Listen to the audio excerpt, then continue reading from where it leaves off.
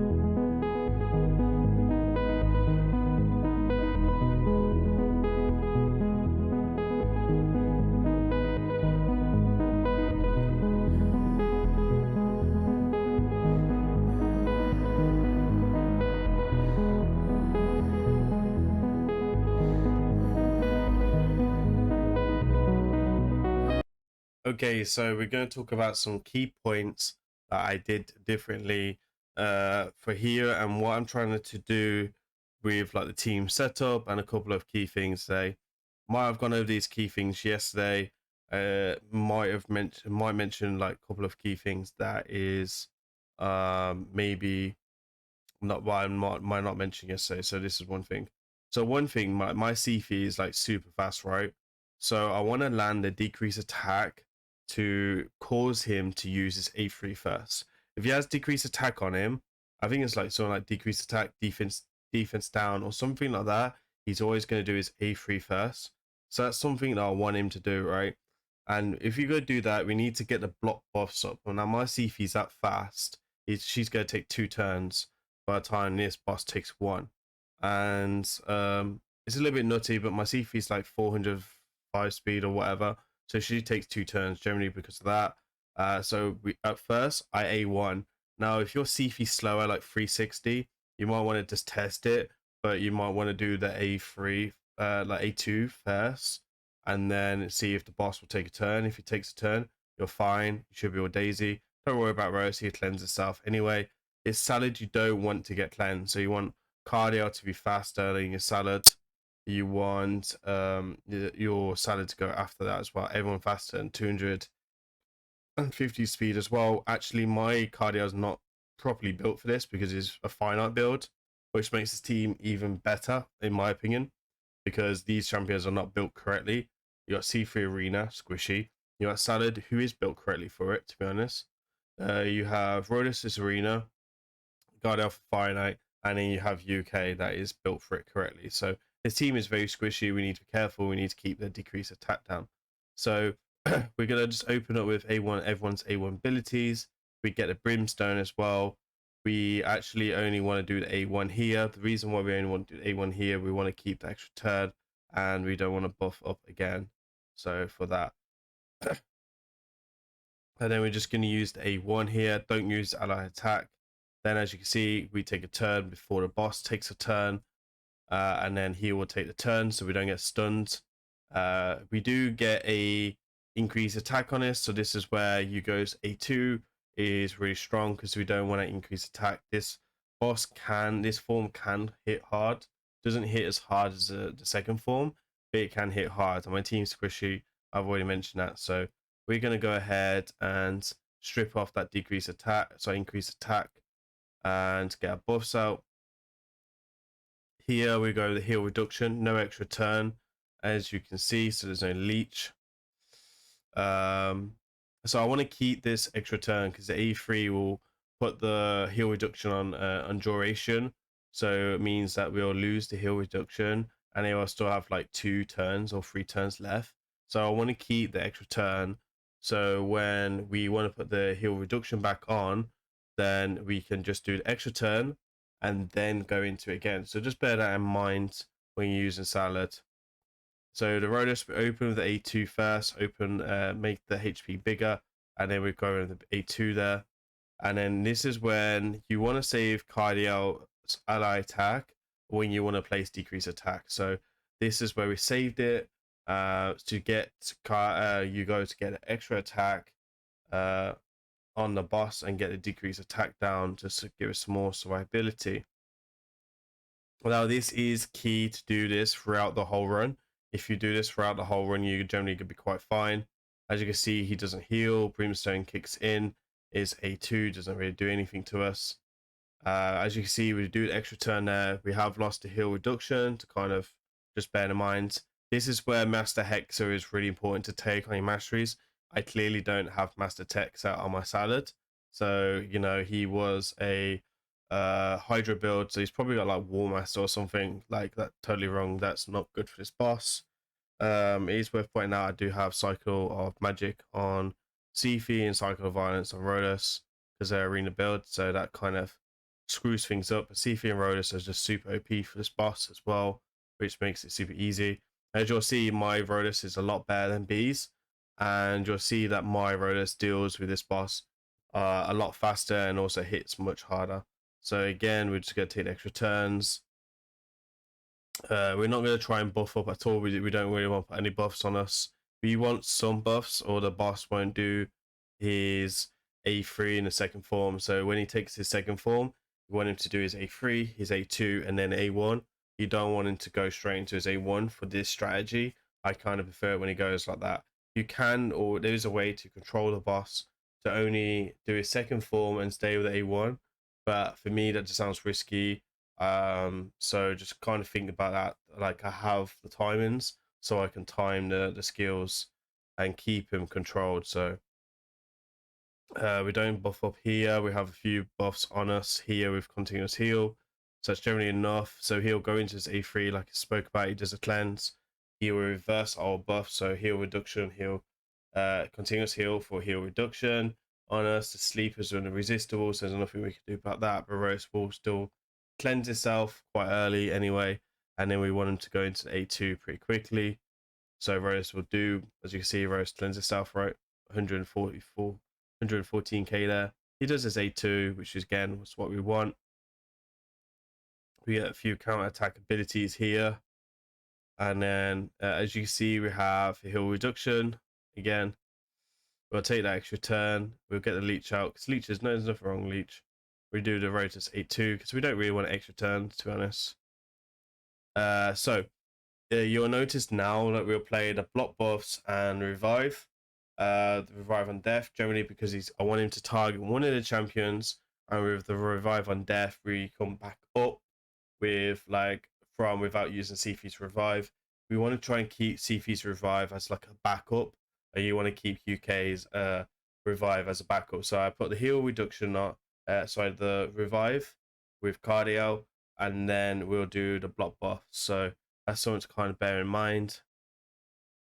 You don't want to again put too many buffs out here, because the boss ignores more defense for the more buffs you have for this A1 ability. So he's got 2 more abilities to use before he goes into his second form. So you'll see here, we'll try to put decrease attack down again, which is super key.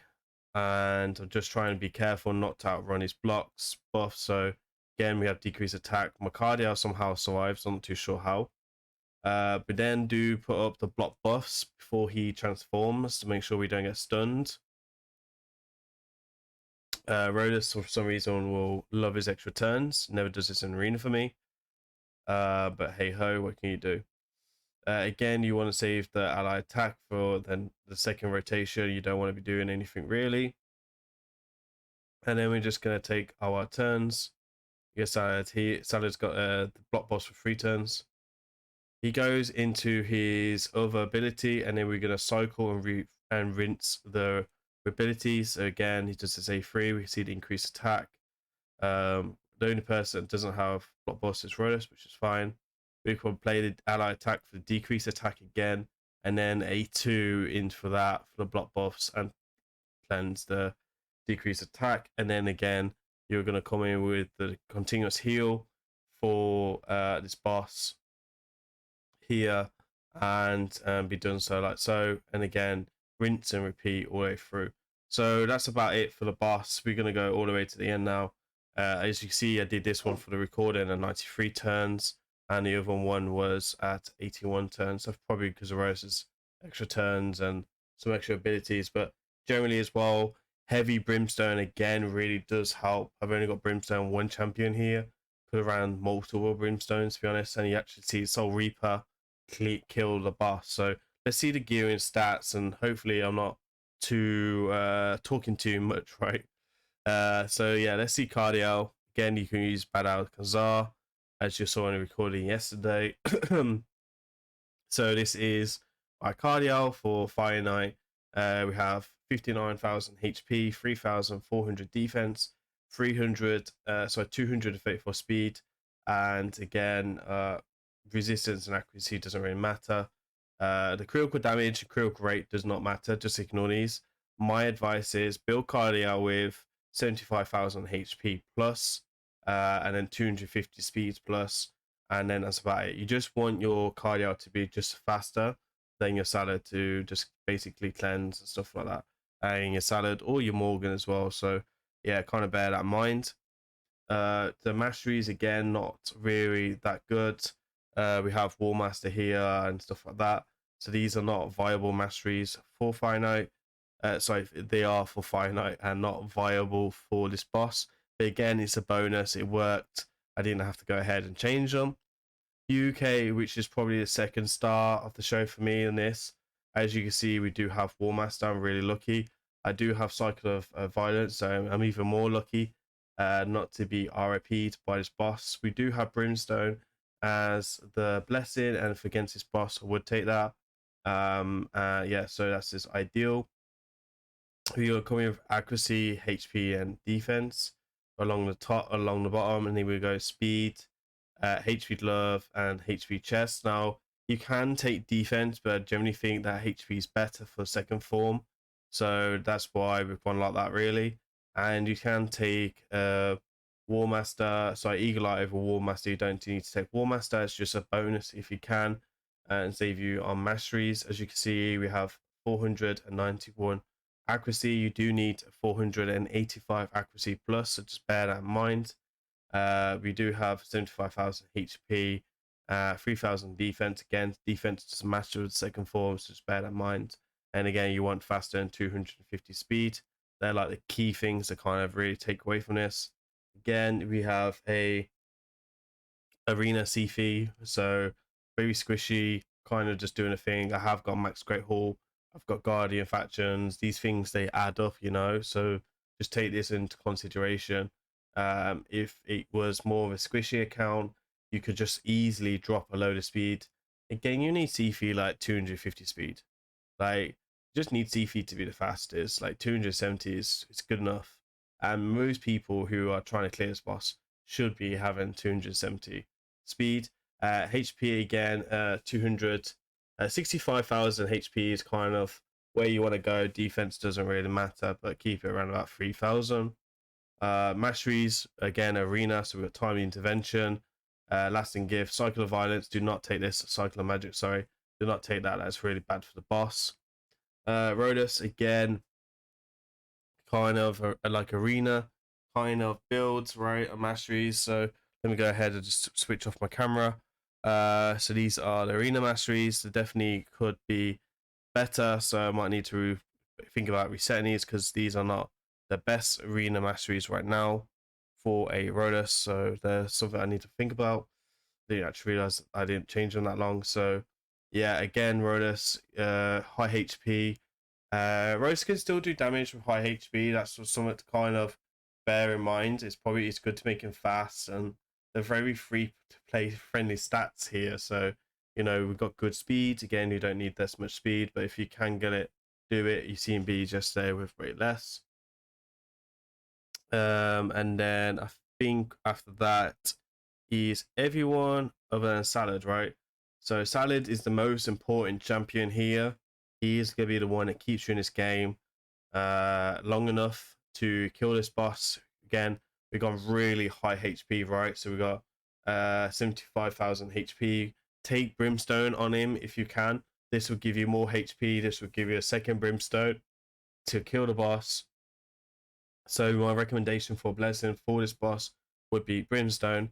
Obviously I use them in places like Hydra and stuff like that, so I haven't paid the 300 gem cost of a very expensive regear. As you can see, we've got HP gloves, we've got HP chest. Again, we've ignored defense, speed, and then speed along the top with accuracy, and just to make sure you know it's easy overkill and accuracy, so just take that into consideration.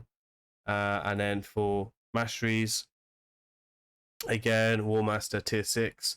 These are not the optimal masteries.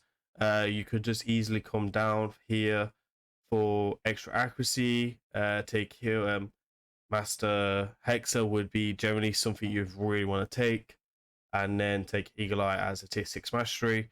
Then masteries would be probably more viable, and you wouldn't have to worry about timing as so much as I did. So yeah, also mine's +2, so that also helps. I think we receive less damage if you're empowered, or bless. I think it's blessing. I can't remember off the top of my head. So yeah, let me know down in the comments if you want me to do a video on the rat and its boss and how to use the rat, because he can be quite difficult. Actually, we realized this the other week, where the other day where I did this. So yeah, just kind of let me know down in the comments if you want to see that, if you want a part 3 to this.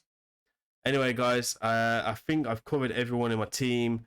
I need to go put Hugo back in his Hydra gear now, so that's gonna be fun. So yeah, there we are. What was that? I think we just got a medium pack from Plarium because I haven't been spending at all. So yeah, I got a $60 pack. No, I'm not delusional to buy them. So yeah. Anyway, guys, I've been Grim Reaper. I'll see you guys in the next video. Thank you for joining. Please remember to like, comment, subscribe. I'll see you on the next one. Peace.